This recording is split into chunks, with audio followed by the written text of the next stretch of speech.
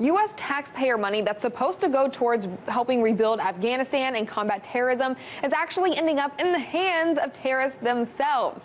That's according to a new report by the Special Inspector General for Afghanistan Reconstruction, or SIGAR. The military watchdog found that the U.S. has awarded more than $150 million to companies that are accused of financing terrorist groups. They were warned, however. In April of this year, the same watchdog group released a report titled Contracting with the Enemy. And it stated challenges in contracting in Afghanistan include an environment of insecurity and corruption that increases the risk of U.S. funds being misused to finance terrorist or insurgent groups.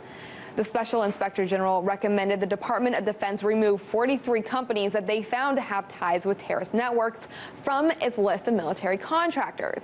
These companies have been flagged by the DoD for a while and have yet to be removed.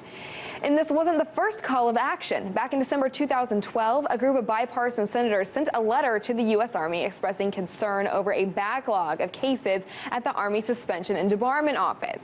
While referrals are supposed to be completed in 30 days, the Special Inspector General found the average processing time was 323 days.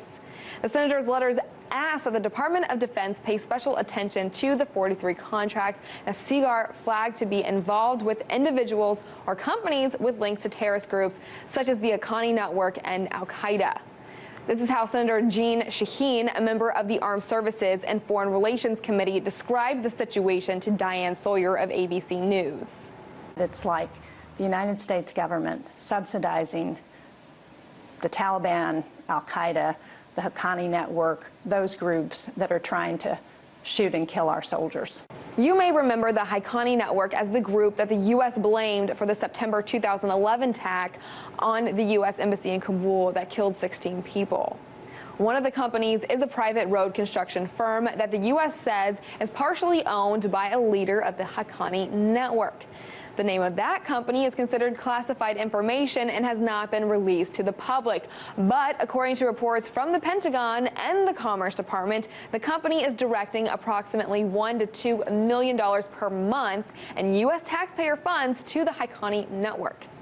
But that company denies these links, and because the company's ties to terrorists were discovered through classified reports, it would be considered a violation of due process if the companies can't see the evidence against them, so they remain on the list.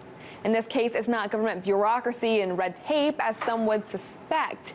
It shows the complications that occur when you apply an American principle like due process on a global level. And the Pentagon is not answering questions about this issue at this time. In Washington, D.C., Perry Ann Boring, RT.